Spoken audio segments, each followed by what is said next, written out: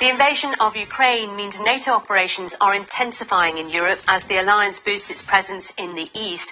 Part of that mission involves special surveillance flights which can monitor the skies above Ukraine while remaining in NATO airspace. Our Europe correspondent Jessica Parker was invited on board one of the flights. There's something different about this plane. It's carrying a long-range radar.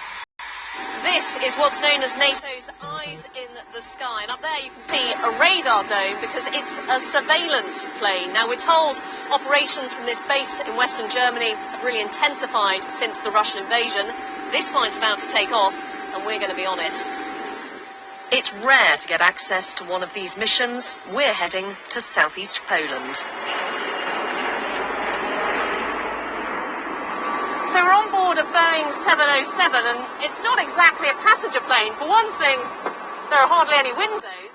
It is in fact a flying office and as you can see, a pretty extraordinary one. A military alliance of 30 countries. Up here they police NATO's skies.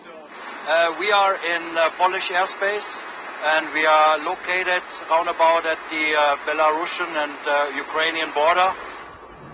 If there's unknown aircraft entering NATO airspace, they can help scrambled jets to investigate. There's a lot going on. I'm in charge of the radar. We use it to scan the air. Right here we've got the surveillance team who is responsible for producing recognized air picture. With our radar, we're able to see pretty far out, and then whatever we do see, we report that.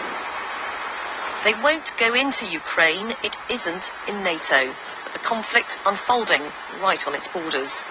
Well, the challenge of this mission is that suddenly it is in your own backyard. If it is somewhere else, you don't feel as anxious as we are doing now, but knowing this is Europe in your own backyard, it gives you a little bit of an extra tension in there. We've been in the air about 5 hours now, and we're in Polish airspace, sort of doing a figure of 8. But we've been told we're going to be in the air an extra 2 hours. Seems they want to keep going, keep collecting information. One sombre reason for why we stayed longer is explained as the mission wraps up.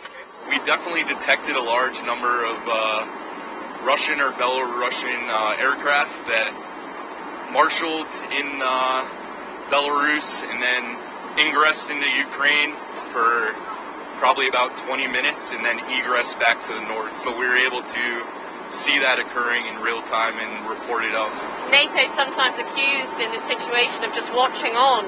Does it feel like that's what you're doing? I don't think so. Again, our role is to protect NATO territory and ensure the sovereignty of NATO airspace. Up here, you really do feel you're on the edge of NATO's borders, staying within its limits while looking beyond them. Jessica Parker, BBC News.